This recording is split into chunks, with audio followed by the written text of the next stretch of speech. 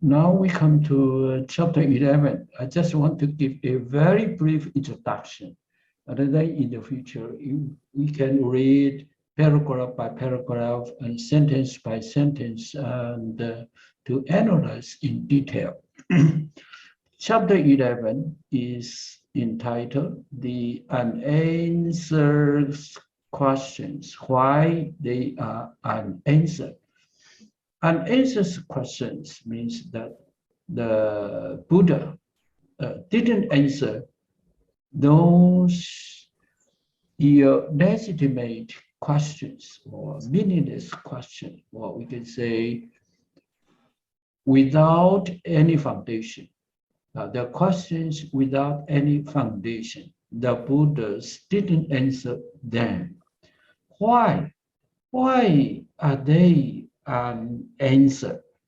Why are they unanswered? This chapter tries to give the answers to the reasons why the Buddha didn't answer these questions. This is a very intriguing modern scholars like to ask why the Buddha didn't answer that. First, we have to know what are the four kinds of questions. The four kinds of questions are always raised by the disciples or followers of other religions or even the philosophers in Buddha's time. There are four kinds of questions. The first one is a question that can be answered unilaterally. That means the question should be answered straightforwardly. The question is very simple. So we can answer them straightforwardly. For example, we may ask, is the Buddha a person? Yes, we can answer that the Buddha was a person. The Buddha was a person who appeared on our earth about 2,500 years ago. He was certainly a person. This question is very clear. There's no any problems at all about whether the Buddha was a person or not. The second kind of question is that a question that ought to be answered analytically. This means that the question should be answered by analyze the questions in detail. For example, we may ask whether a monk can be enlightened, whether a lay person can be enlightened, or we may ask who will get enlightenment earlier, a monk or a lay person. Then this question is quite complicated. We have to analyze that because it is not a person who may get enlightenment first, but there are many reasons why a person can be enlightened. A person who has put much effort in learning Buddha Dharma and follow the Buddha Dharma in practice, then this person can get enlightenment earlier and quicker than other person who are lazy in learning Buddhism. This is the second kind of question. The third question is A question that ought to be answered by raising a counter question. By raising a counter question means to ask the questioner the third kind of question. For example, we may ask, can you be enlightened soon? Then we have to ask the question, what do we mean by you? Or what do we mean by enlightenment? We have to raise a counter question to clarify the question before we can give the answer. The last kind of question is the so-called unanswered question, or a question that ought to be set aside. That can not be answered by the first kind of question or second or third kind of question. It means that the question cannot be answered unilaterally or analytically or by raising a counter question. We have to put it aside. The Buddha usually remains silent on such kind of question. This is the so-called the unanswered question. That we come to the next subtopic. Some issues relating to the meaning of answer. It is because the Buddha remains silent. Why? The Buddha remains silent in relation to certain kinds of question. Does it mean that the Buddha didn't know the answer? Or did it mean that it is out of the comprehension of the questioner? Or did the questioners ask some questions beyond his knowledge or beyond the knowledge of the Buddha? Those are the questions in relation to the meaning of an answer.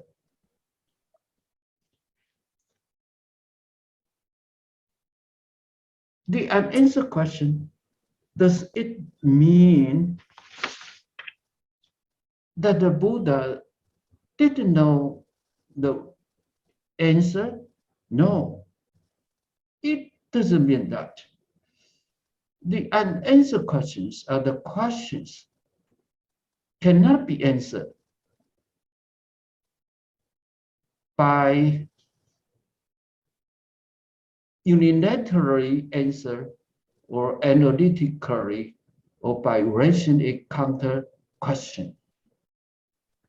The list of unanswered questions. In Chinese Buddhism, we can find the list of unanswered questions into 14 kinds of unanswered questions. But in Theravada, in Southern Buddhism, in Pali Canon, the list of unanswered questions are only 10. However, they are similar. The nature of the unanswered question is similar, whether in Theravadan Buddhism, Pali Canon, or in Chinese Buddhism, in Sanskrit Canon. The nature is the same. What are the 10 unanswered questions in Pali discourses? The first one under the first two questions is about the world. Whether the world is eternal or whether the world is not eternal. About the time. When we ask the question about the time or the duration of the world, we may ask whether the world eternal or whether the world not eternal. In Chinese Buddhism, the questions can be expanded to another two questions. Whether the world is both eternal and then not eternal. Also, the question can be extended to the fourth question, whether the world is neither eternal nor not eternal, but empirical. We can find only two questions, whether the world is eternal or non-eternal. The third and the fourth question in empirical is about the space of the world. The third question is whether the world infinite. The fourth question is whether the world infinite. These two questions are to us the world in terms of space. However, in Chinese Buddhism, we can expand these two questions to another two questions. We may ask whether the world is both finite and infinite. And also another question, whether the world is neither finite nor non-finite. In Chinese Buddhism, we have more unanswered questions than in Theravadan Buddhism. The fifth question is the soul the same as the body? The soul here means entity, everlasting agent of our life. Is the soul the same as the body? And the sixth unanswered question is the soul one thing and the body another? It is the question to ask. Whether the soul is different from physical body. In Chinese Buddhism, these two questions are the same, also have two questions. The seventh unanswered question is, does the Tathagata exist after death? The eighth question is, does the Tathagata not exist after death? The ninth question is, does the Tathagata both exist and does not exist after death?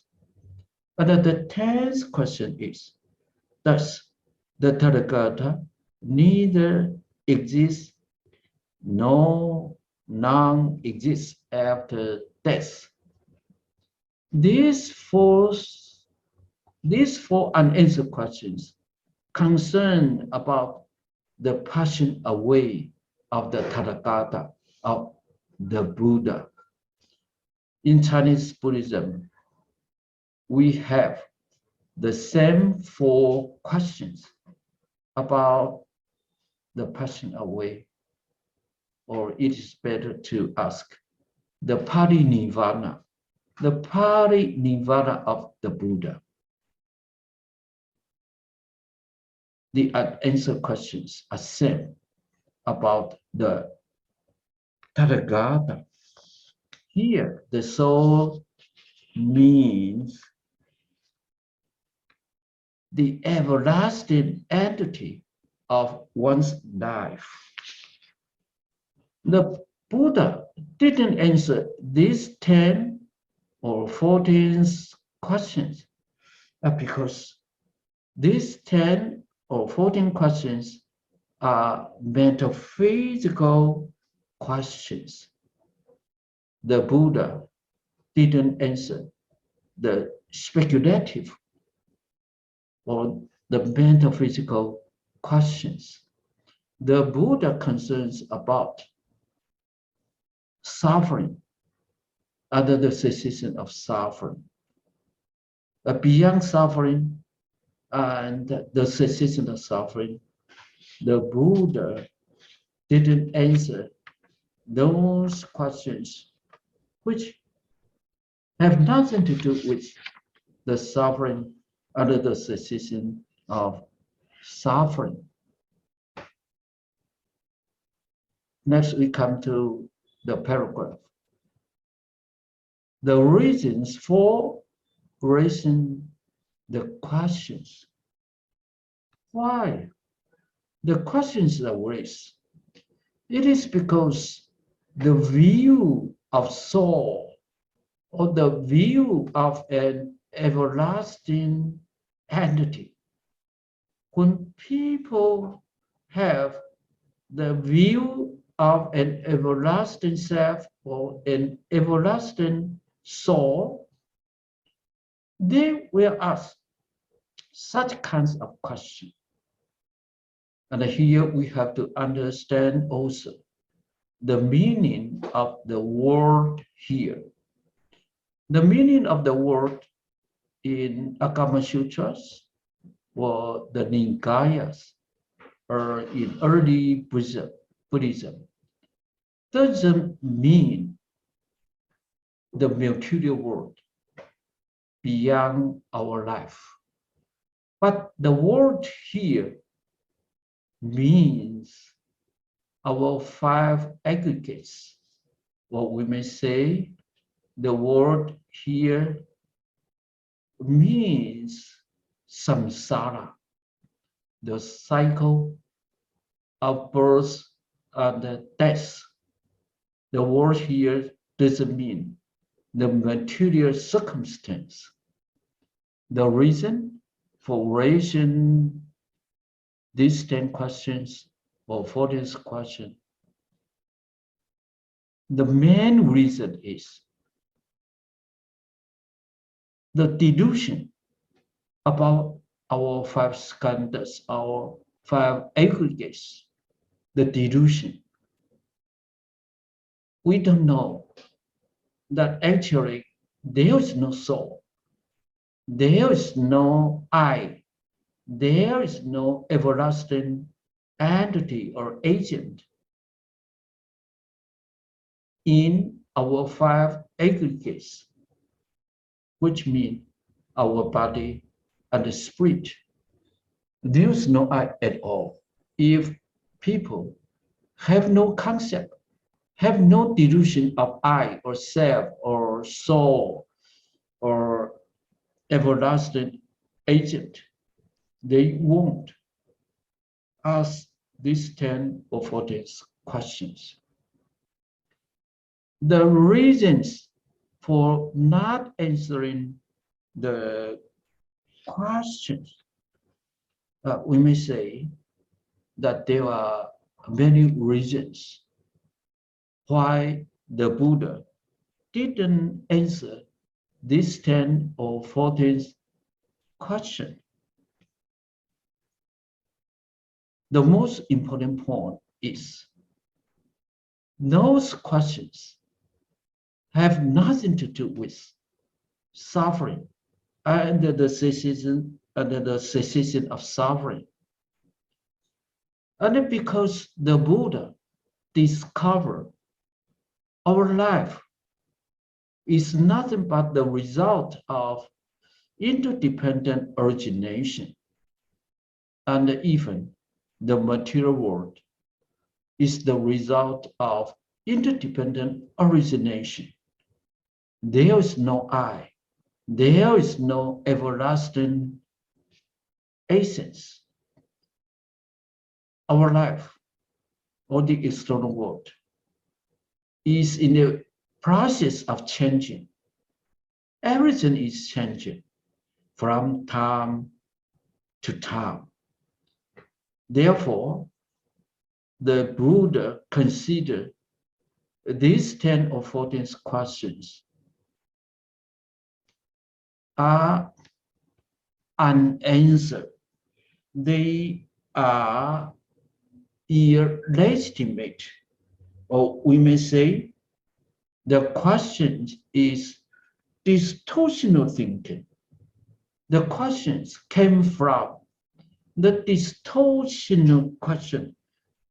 That means those questions are raised because of ignorance, because of delusion, that there is a I, there is an agent, there is an everlasting soul. The Buddha is free from the conception of self. The Buddha always say anatta or anattama, which means selflessness. No self at all, no I at all, no mind at all. Everything is changing from time to time. There is no I. There is nothing we can control. Everything is beyond our control. Everything is under the principle of interdependent origination. Those 10 or 14 questions are inappropriate avenues of investigation. It means they are not the topics worthy of research. They are nonsense. They have no meaning at all. That is the reason why the Buddha didn't answer them. Then we come to the next paragraph. The wider range of the unanswered question.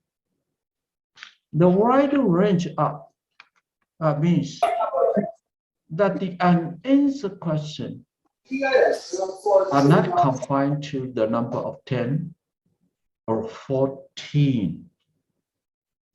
We may expand the unanswered questions to numberless, because in Buddhism, the interdependent origination is the most fundamental principle to explain our life under the whole world.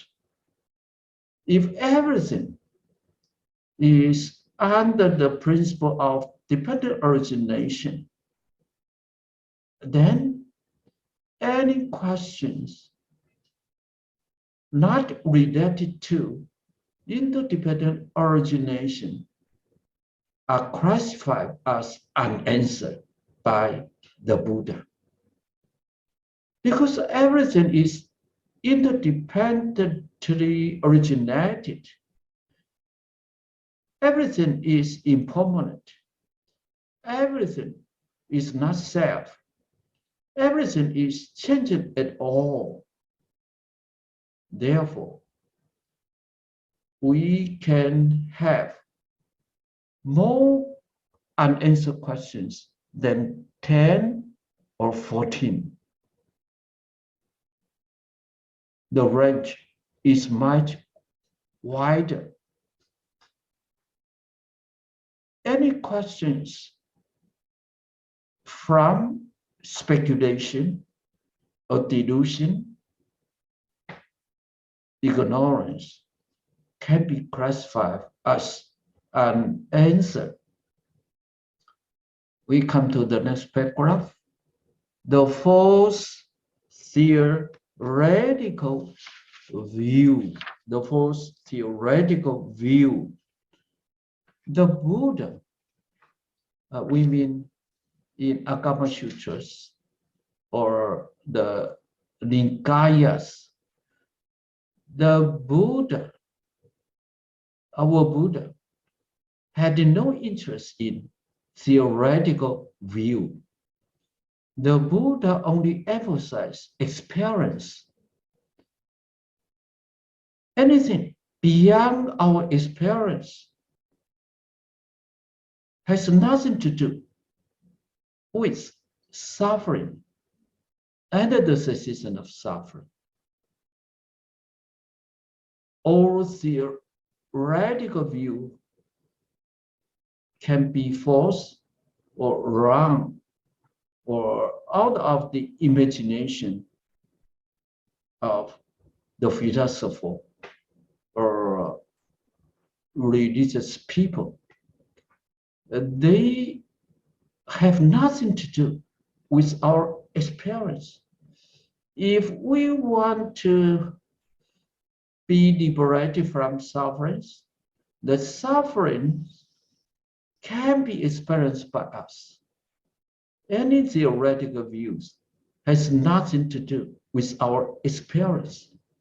Our experience happens in our body, in our sensation, in our thinking, in our volitional formation, and also in our consciousness or in our mind. Those five aggregates are within our experience. We experience these five aggregates. These five aggregates have nothing to do with theory. We don't need to make any theory about the five aggregates. Any person, even if a person who has never gone to the school, who knows nothing, he can still experience his body. He can experience his sensation, his thinking, his volitional formations, and his consciousness. In short, these five aggregates are our world, are our universe. These five aggregates are within our experience.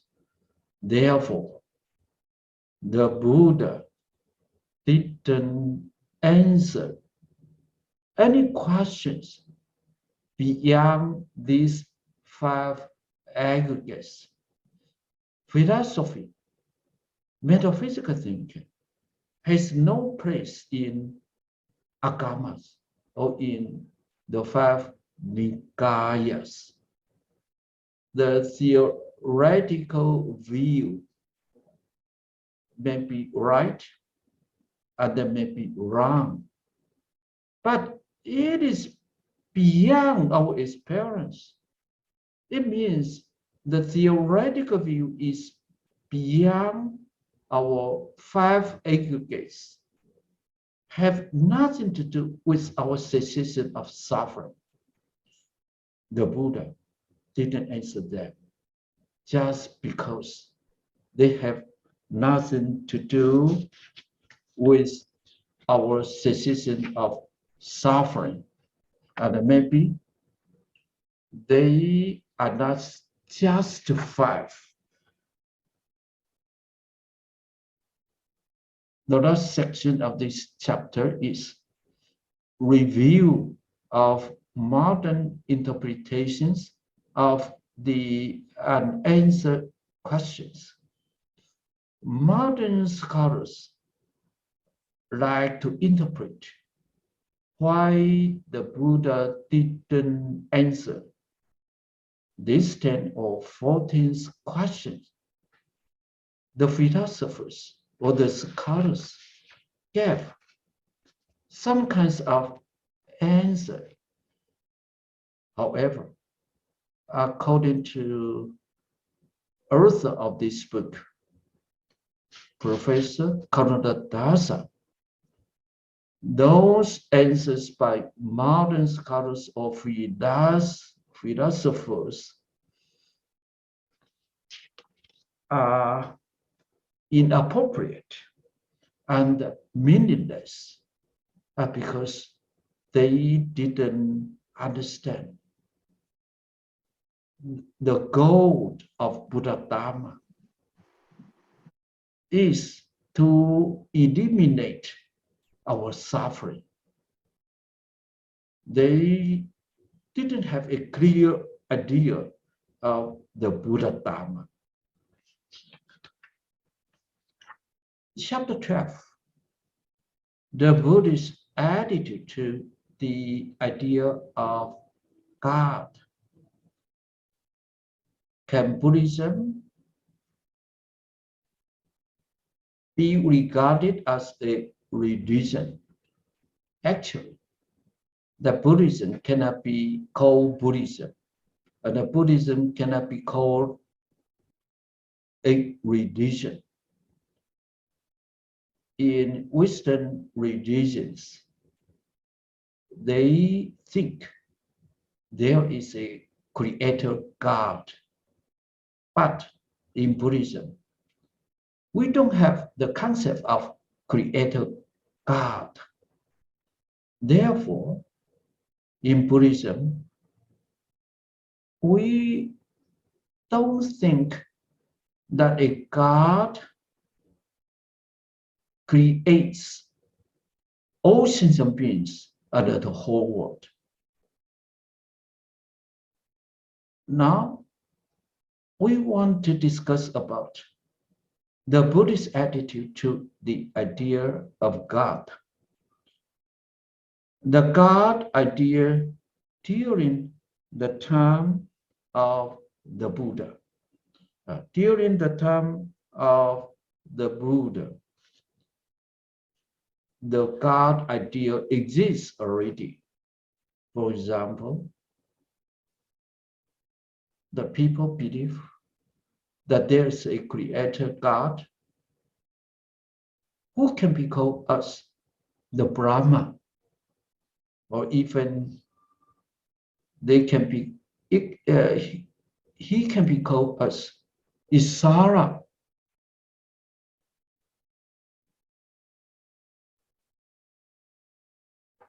These are the traditional religions of Brahmanism.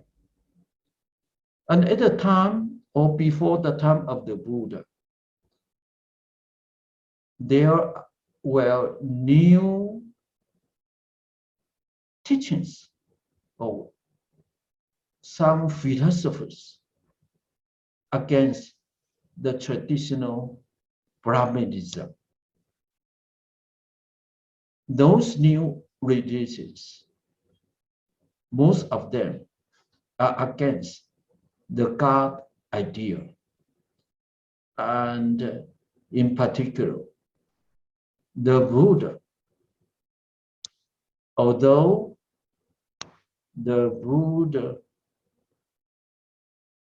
opined that there were many gods, but the gods, or we may say the devas, in Sanskrit or Pali, have different connotation from the concept of God in the Western religions. Devas, or the heavenly beings in Buddhism, are still in samsara. They are not free from samsara. They are caught in the three realms. They still have suffering. They are still ignorant.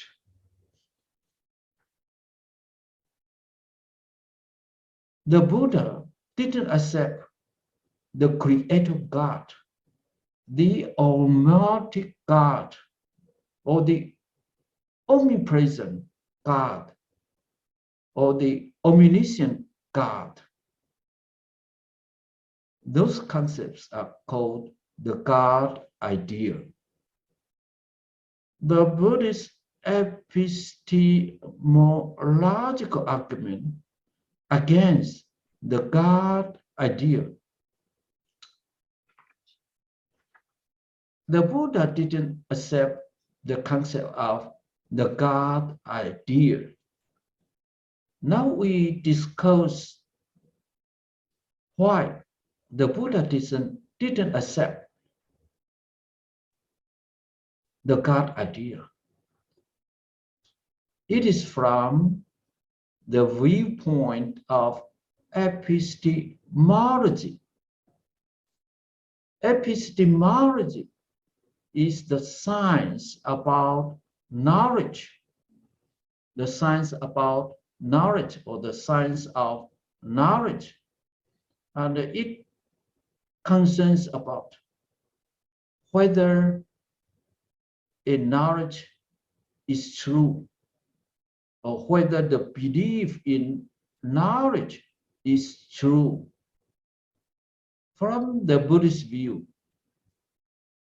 a true knowledge should be experienced by people.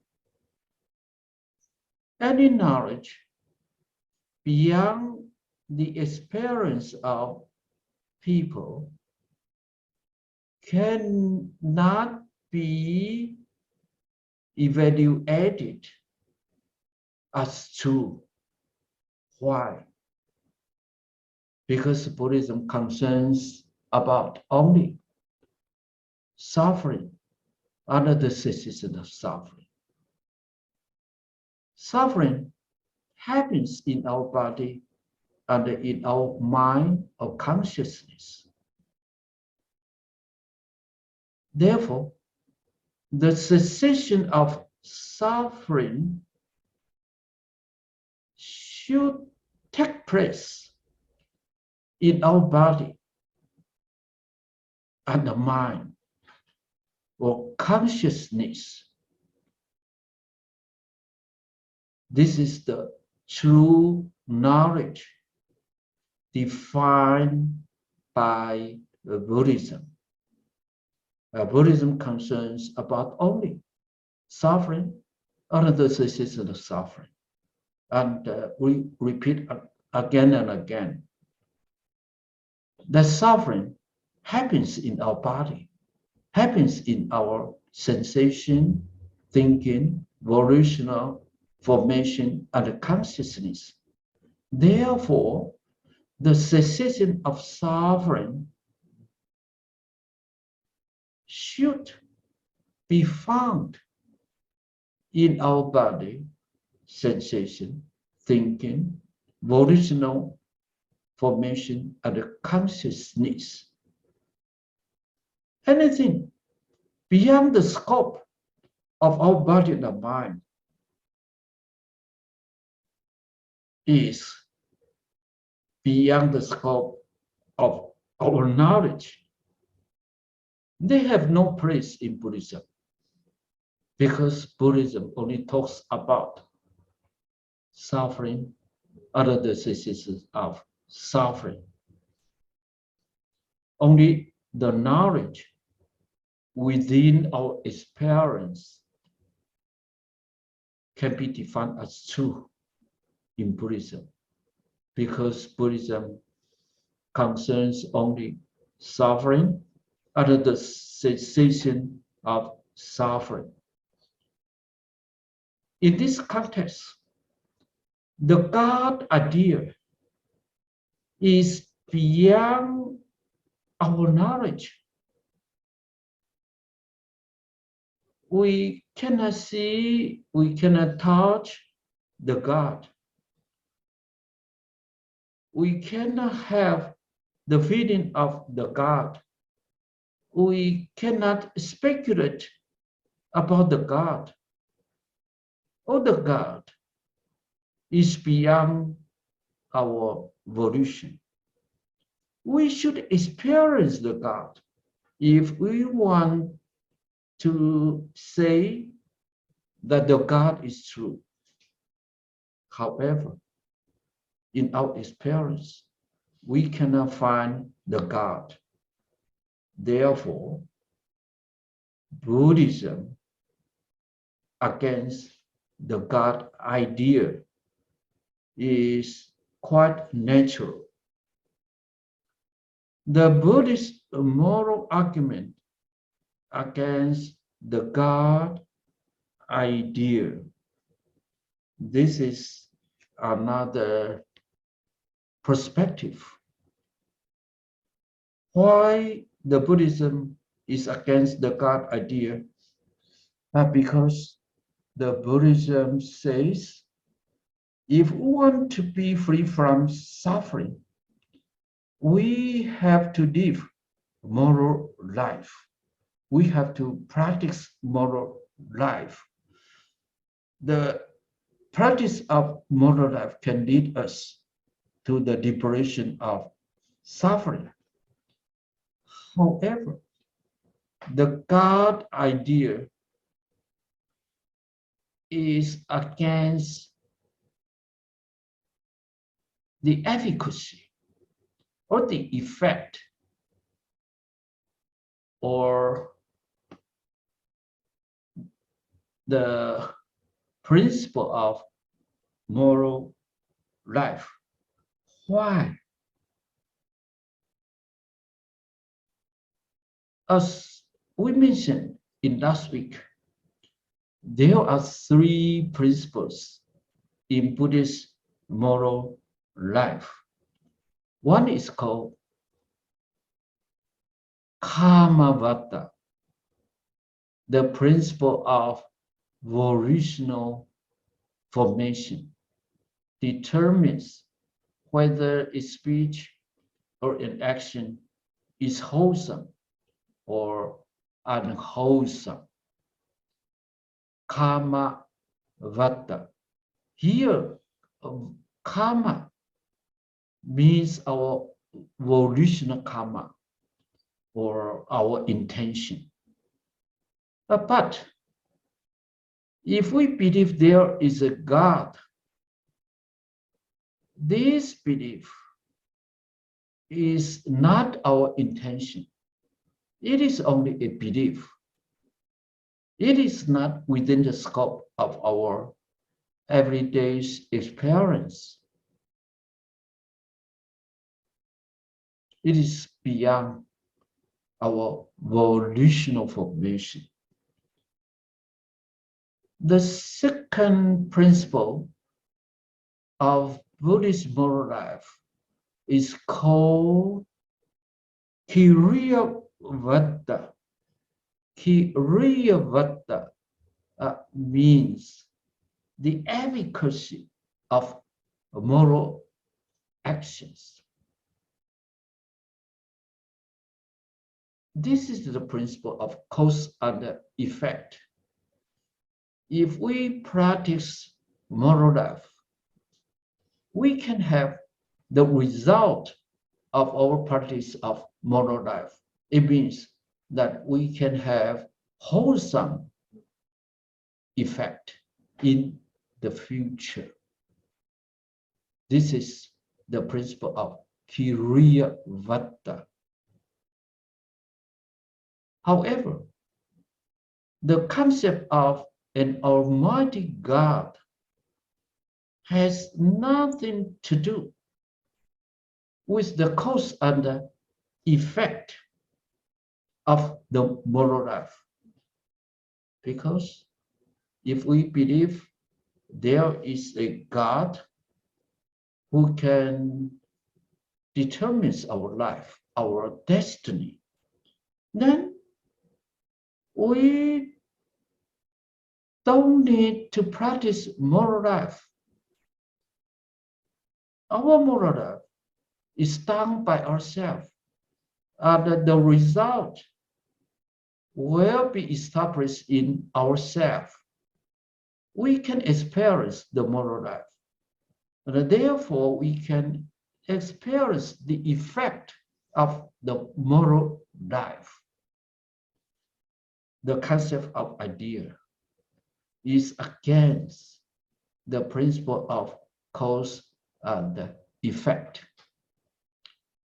The third principle of Buddhist moral life is called Viriyavada.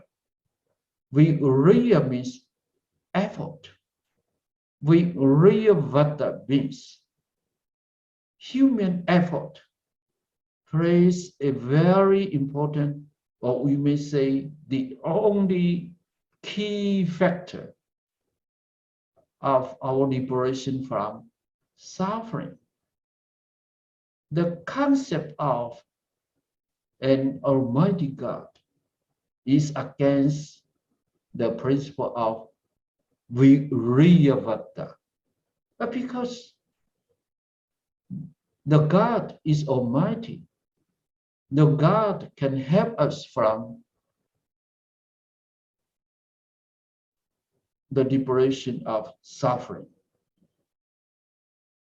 It is beyond our experience, and it has nothing to do with our own effort. We just rely on the God. This is beyond the experience, beyond our body and our mind. The three principles of Buddhist moral life is called Kamavada, Kiriyavada, and Viriyavada in English. The principle of cause and effect, the principle of the efficacy of the moral life, and the principle of human's effort. Only human's effort can bring about the result. If we don't put any effort in what we are doing, then there will be no effect in the future at all. This is the Buddhist moral argument against the God idea. Then we come to the next section. Should higher knowledge come from an omniscient God? In Buddhism, we say no. Any higher knowledge should be learned by ourselves, should be practiced by ourselves. It is only through our experience that we can have higher knowledge. Any kind of knowledge comes from our mind, comes from our effort, comes from our learning and the practice. The higher knowledge doesn't come from anyone beyond us, because it is we who wants and who can have the knowledge, not to mention about the higher knowledge. Any knowledge should be known by ourselves. Therefore, in Buddhism, the answer is no. Higher knowledge doesn't come from an omniscient God. Then we have the next section, union with Brahma, and the parable of the staircase. This is a simile in Pali Canon. In Hinduism, it is said that if we can get union with the Brahma, then we can be liberated from suffering. However, there is a parable of the staircase. The story says in this way: if somebody tries to build a building with staircase, but he doesn't know where the palace is, how can he build such kind of staircase? It is compared to the concept. If we don't know where the Brahma or who is the Brahma, how can we get union with the Brahma? Because we don't know his whereabouts, and we don't know who is. How can we get union with him? Why? We don't know Brahma, because we don't see Brahma. We don't hear the words from the Brahma. We don't touch with the Brahma. We cannot speak with the Brahma. We cannot imagine the Brahma. It is only out of speculation. It is not the result of our experience. Therefore, we cannot get union with the Brahma. Another parable is God as the ineffable high splendor. This story says that a certain philosopher who proclaims that he knows everything, but when we try to ask him certain question, he could not answer. He only says that the God is an ineffable high splendor. He didn't give any question. Therefore, it is only an imagination that the God is omniscient, omnipresent, almighty. It is only speculation about the God. Devas are similarly of the falling in love with the beauty queen of the kingdom. This is also a similar or a parable. If somebody says that he wants to make love or to fall in love with the most beautiful woman or the beautiful queen of the kingdom, but this person knows nothing about who is the beauty queen of the kingdom, how can he fall in love with her?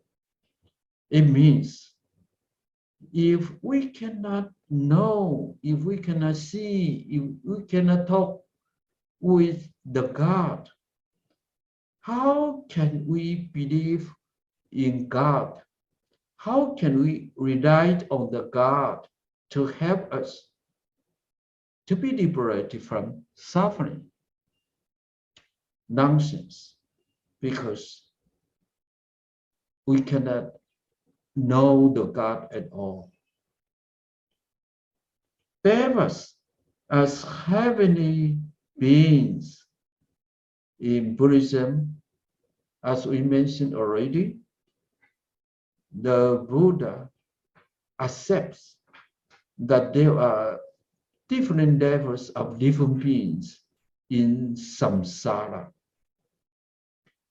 The highest level of different beings in samsara is called devas.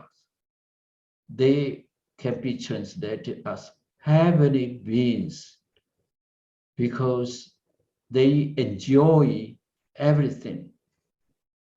They enjoy peace. They enjoy beautiful clothes. They enjoy delicious foods. They don't need to do anything. They have the effect of the good karma in the past lifetime. Therefore, they reap the result of their good karma. However, the Buddha said that the heavenly beings or the deities or even the angels or even different kinds of gods are still in samsara. They are not liberated. They are even regarded as in the ocean of suffering, even if they have temporary happiness, but their happiness is not everlasting. Their happiness are not reliable because their happiness will end someday after their life is terminated. In Buddhism, the angels, the gods, the heavenly beings still consider that human beings are actually the happy beings. Our human beings actually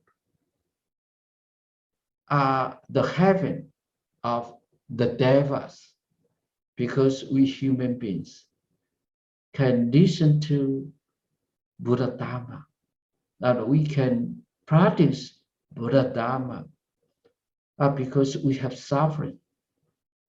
We have suffering. Therefore, we will do our best to learn Buddha Dharma, to practice Buddha Dharma, to learn the way leading to the cessation of suffering. But the heavenly beings are always enjoying their happiness. They don't have any the so-called sufferings of the five desires. They don't expect any sufferings in the future. It is only at the time of their dying that they can experience suffering. Before they die, they don't have any experience of sufferings. Therefore, they don't try to learn Buddha Dharma. They don't try to practice Buddha Dharma in order to liberate themselves from suffering. The heavenly beings always says that our human beings are in heaven. They are not in heaven because they don't have the intention to practice Buddha Dharma. On the futility of prayers, other religions always instructed through prayers that we can get union with the God. And we can have the mercy of the God. Therefore, they pray to the God in order to obtain the blessings of the God. But in Buddhism, we don't think that the prayers can liberate us at all, because the prayers are blind. The prayers have nothing to do with the practice of moral life. If we want to be liberated from sufferings, we have to have the ways leading to the cessation of suffering. And that the only way is the practice of moral life. The prayers have nothing to do with moral life. It is only blind faith, only blind faith. It is not the result of wisdom. Therefore, prayers are considered as futile. It means that the prayers cannot help us to end our suffering. Rejection of the notion of Godhead as the ultimate ground of existence. In Buddhism, we always emphasize interdependent origination. The foundation of existence is so-called shunya in Pali, or emptiness in English. The very ground of existence is emptiness. For example, if we want to build a house in a certain place, we have to clear this area before we build a house. Emptiness or plain ground is the very foundation of anything. If we want to be liberated from suffering, we have to experience by ourselves under the Godhead. It's not within our experience. Under the Godhead is not the creator, is not the ultimate ground of existence. Because the Godhead is only the result outcome of our imagination, of our speculation. In Buddhism, emptiness or nothingness is the ultimate ground of existence. Concluding remarks. In Buddhism, there is no omniscient, omnipresent, and omnipotent creator God. In Buddhism, even the heavenly beings or the angels or the gods are still in samsara. They are still caught in the cycle of birth and death. They are not liberated. The final goal of Buddhism is nirvana. Nirvana is the cessation of craving, hatred, and delusion. It means that if we want to liberate from suffering, we should have the wisdom to see through everything, to see through our life, to see the truth of our life and the whole world. And then we will not arouse any craving or hatred. The ultimate goal of Buddhism is to attain nirvana. And the nirvana means the cessation of craving, hatred, and ignorance. So if we want to cease our craving, hatred, and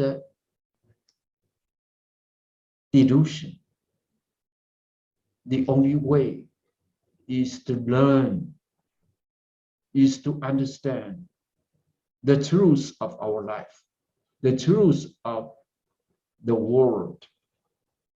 We have to do our practice if we want to liberate from suffering.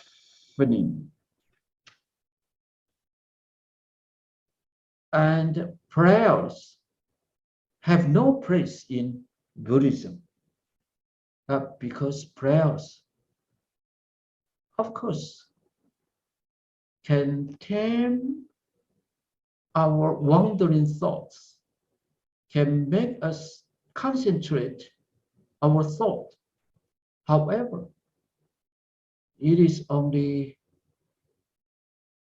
in a short time. We cannot gain everlasting peace in our mind through prayers. We have to gain wisdom to enlighten ourselves if we want to liberate from suffering. We come to the appendix, Buddhism, and the issue of religious fundamentalism. This appendix is very practical and it can be easily understood. This is the speech by the author in a conference. What is religious fundamentalism? There are different definitions about religious fundamentalism. For example, the recognition of an absolute inerrancy of the religious scriptures. It means the religious canons are regarded as true all the times and in all places. This is the definition of religious fundamentalism. And we have another definition as religious exclusivism. It means if a person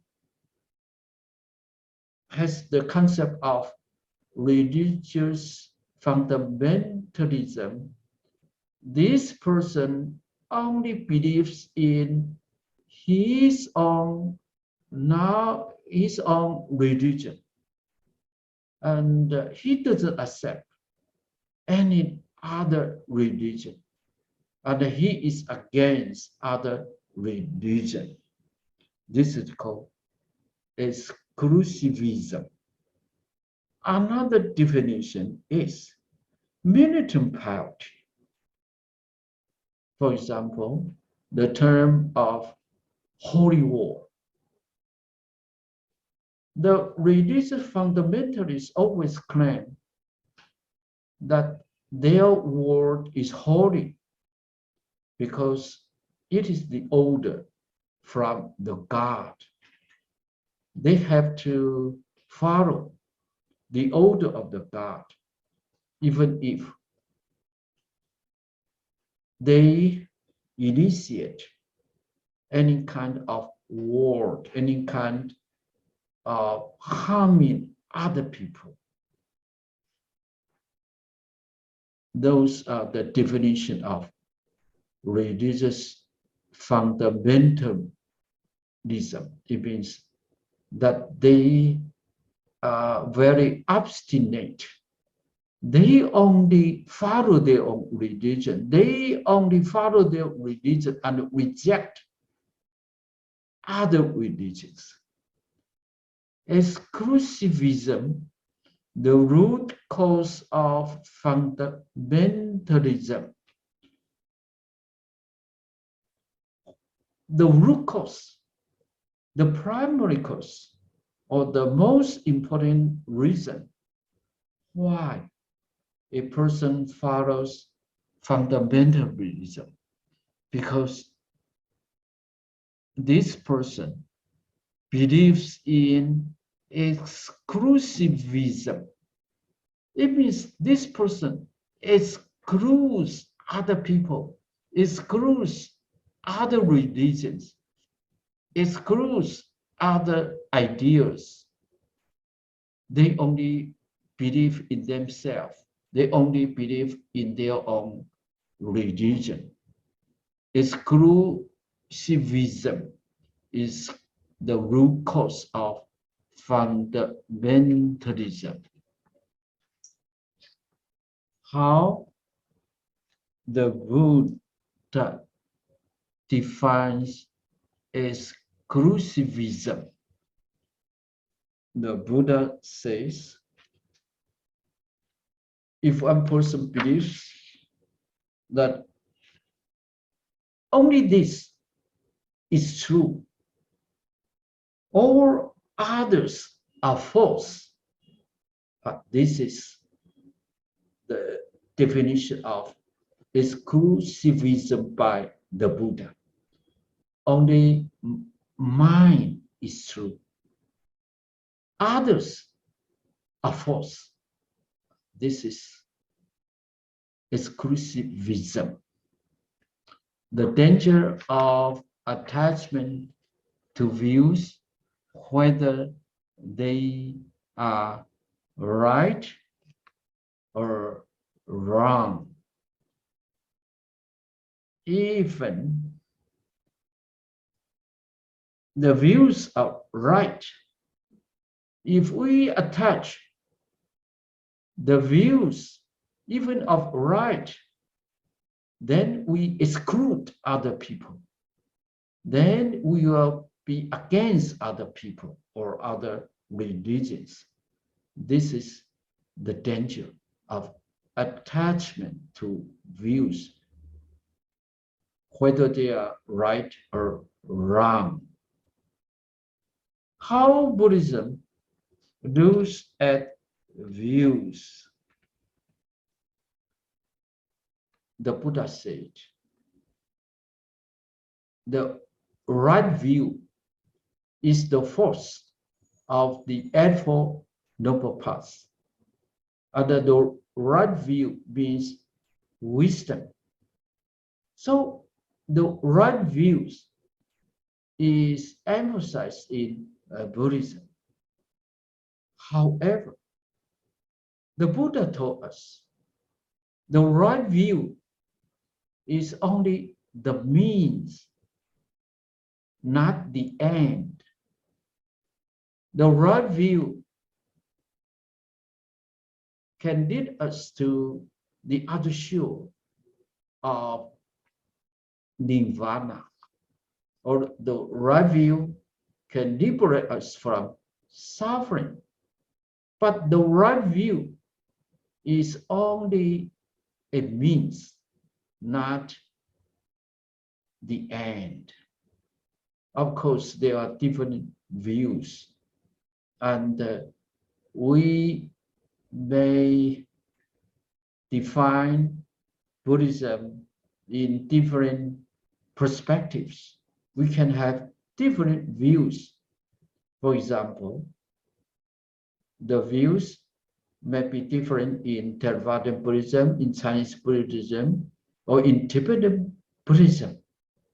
But those are only views. The views are only means, not the end. we cannot attach to even the Buddhist right views, because the views are only the means leading to the cessation of suffering. If we have attained nirvana, then we should forsake even the views in Buddhism. Buddhism and pluralism. Buddhism is a religion of open-mindedness. Buddhism is only the teaching by the Buddha, who discovered the truth of life and the whole world, the principle of interdependent origination. The Buddha said he is only the discoverer. He is not the owner of the truth. Therefore, he allows other people or other means of liberation. We allow Buddhism in Buddhism. Buddhism is not exclusivism, but we accept any kind of theories or any kinds of practice if these theories are truth, or if these theories follow the truth, then they are accepted by Buddhism. Then we can explain why Buddhism is pluralist from different perspectives. The first one is Buddhist cosmic pluralism. In Buddhism, the cosmos is not limited to our earth only.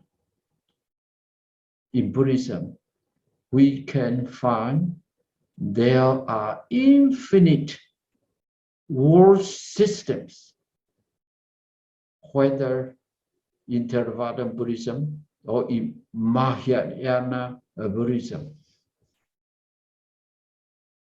We know that the universe, the world, the cosmos is not limited to our human earth, but the number are infinite. We have so many levels of cosmos. Pluralism under the concept of the Buddha. The Buddha, as we say, is an enlightened being. Of course, we have the Sakyamuni Buddha, but even in Theravada scriptures, there are many Buddhas in the past time, and there will be many Buddhas in future time. In Mahayana Buddhism, we even believe there are numerous world systems. Therefore, there are numerous Buddhas at one time. So the concept of Buddha is not limited to one, but there are a limitless number of the Buddha. The Buddha is only an enlightened being. It is not only Sakyamuni who can be enlightened. Other people can also be enlightened. Buddhist doctrinal pluralism.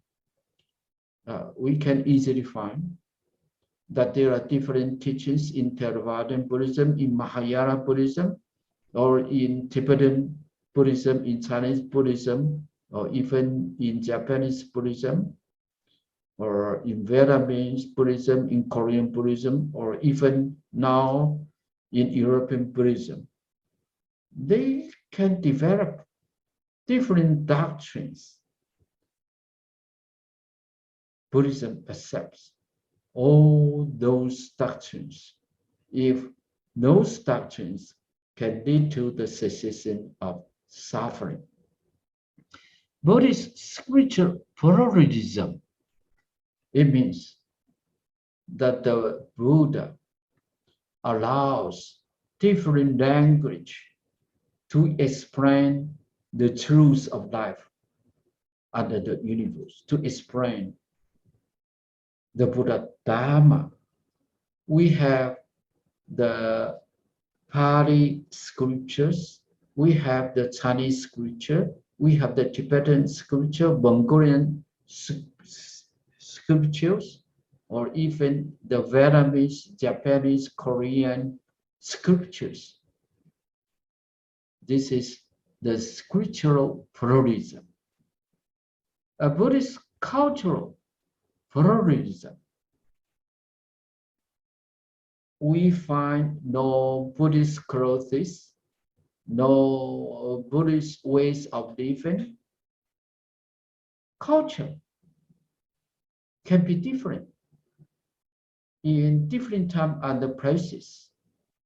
Culture is only the way of living. Certain places and certain races have different their own ways of living, and the Buddhism always accepts them. Buddhist scripture, Buddhist social Buddhism, of course, the Buddhism accepts any kind of social phenomena,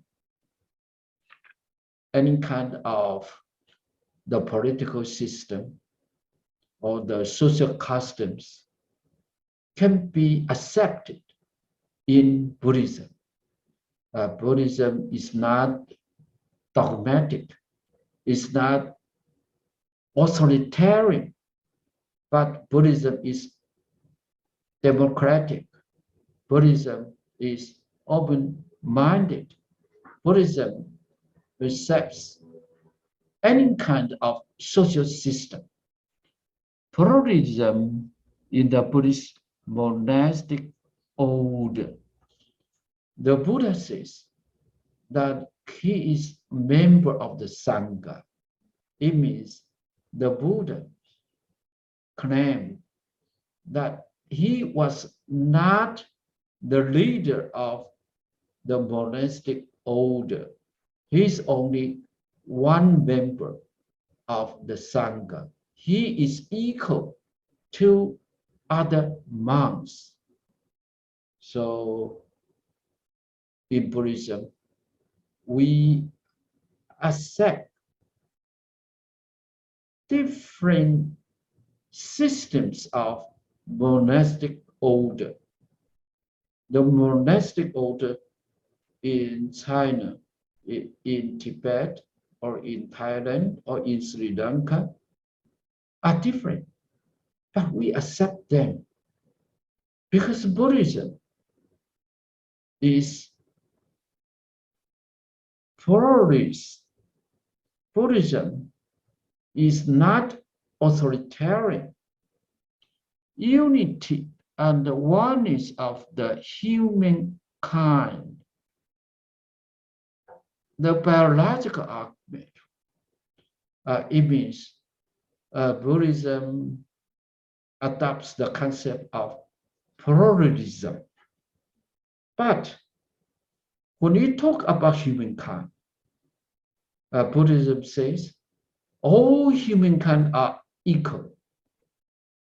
in ancient India or modern India, there is the system of caste. The humankind, the people, are classified into 4 castes, and even there are people belonging to all the castes. However, the Buddha didn't accept the concept of caste. The Buddha said, all the humankind are the same. It is from the viewpoint of biology. If we look at other animals, all other animals are different. For example, there are different kinds of horses or oxes or cars, but the biological characteristic of humankind are the same. We have only one head, 2 hands, 2 feet, 1 heart. The biological characteristics are always the same in humankind. This is the only exception that Buddhism doesn't allow pluralism. All humankind are equal. All humankind have the potential to gain enlightenment. This is the true democracy. The biological argument in other form. Okay, this is the argument by the Buddha about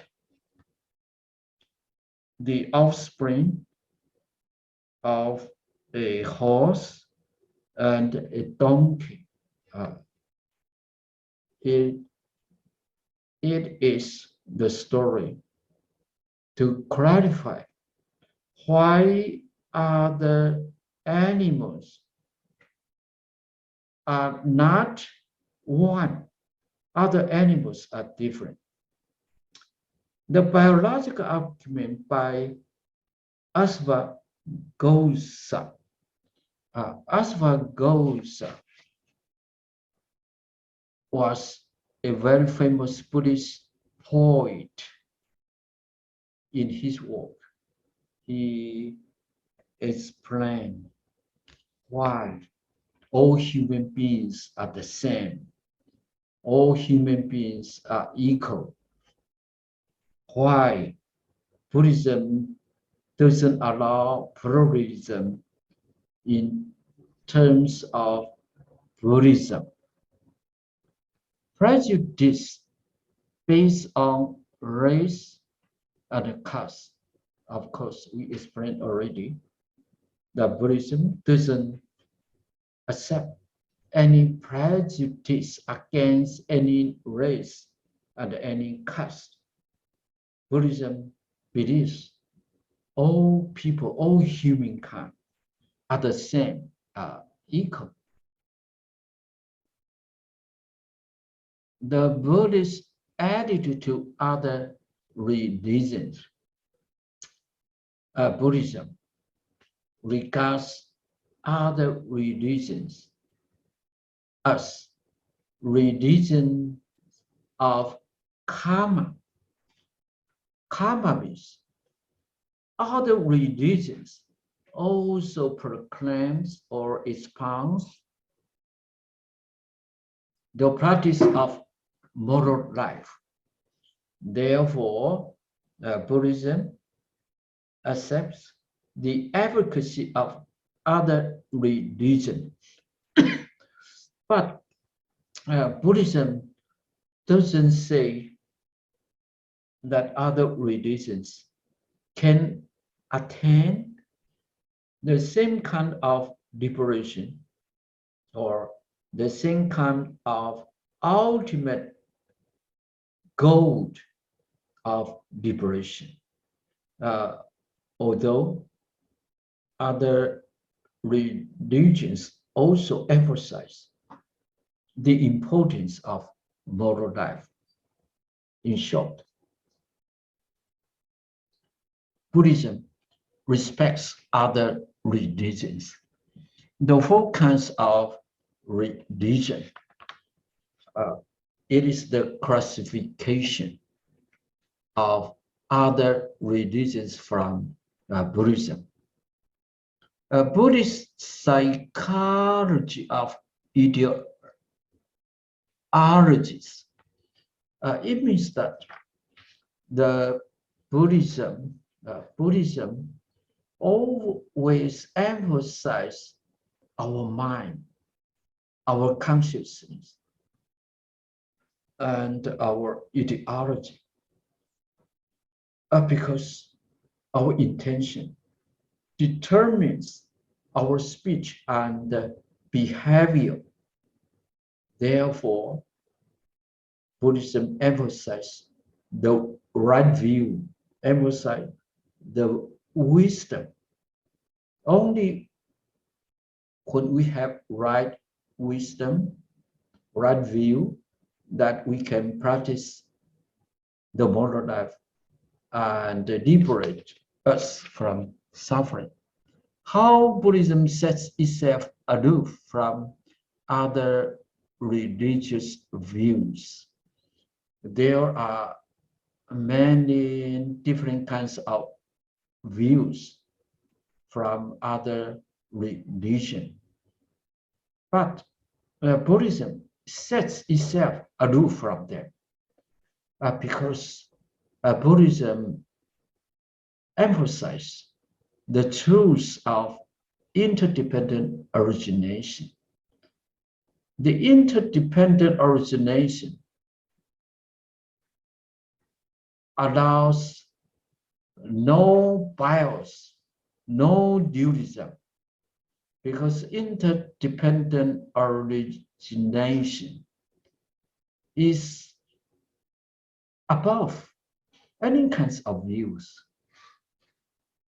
So, because of interdependent origination, that Buddhism sets itself aloof from other religious views. Is not the Dharma taught by the Buddha a view? Yes. The Dharma taught by the Buddha, we call it the Buddha Dharma. The Buddha Dharma is also a view, but please remember, the Buddha says that the view has only relative value. The view, even the right view, even the Buddhist view, even the Buddha's view, is only a means, not the end of our practice. It is only a means. So we cannot grasp the means. It is just like we use our finger to point at the moon in order to help other people follow finger to see the moon. Buddha Dharma is just like the pointed finger. We cannot grasp the pointing finger. If we attach to the finger, we cannot see the moon. And of course, we have to follow the finger and transcend the finger and see above. Then we can see the moon. Therefore, the Buddha Dharma is also a view. And this view cannot be attached to by the Buddhists. We have to know there are many different ways leading us to the other shore of Nibbana. The view only helps us to get across the ocean of suffering. Can there be liberation, salvation outside Buddhism? Yes, but there are different levels of emancipation or liberation. Buddhism recognizes that other religions can also have certain level of emancipation if they follow the truth. But Buddhism believes if we want to have the ultimate liberation from suffering, we have to experience by ourselves. We have to do by ourselves, because it is only we who can experience the sufferings. The experience of suffering comes from our body and mind, not from other persons or not from other ultimate God. We recognize different kinds of liberation outside Buddhism. Buddhism and inclusivism, of course, Buddhism is a kind of inclusivism. We accept any doctrines, any teachings, if they follows the truth of life and the world. Harmony between religions, harmony between the religion. It is the edict issued by King Asoka in the year 256 before the Common Era. King Asoka issued his edict that all religions within his kingdom are respected. And he asked all the religious should respect other religions. The harmony between religions can be a blessing to the people. If the religions fight against each other, then it is a disaster to the people. Conquest by Dharma, the highest conquest. It is also an edict issued by King Asoka in the year of 250 before the Common Era. We understand that King Asoka conquered the whole India, and he created a very big kingdom in the histories of India. However, he issued an edict that the highest conquest is not by military power, not by weapons. The conquest by Dharma is the highest conquest. It means that if the people follow the Dharma, the people can attain enlightenment and they can live peaceful life, and we can have a peaceful world. The conquest by Dharma is the highest conquest. Okay, we have give a very short introduction about the contents of this book from the context. And the next time we will start from the chapter 1. Thank you so much. It's the time to end today's talk now. Is there any question from you?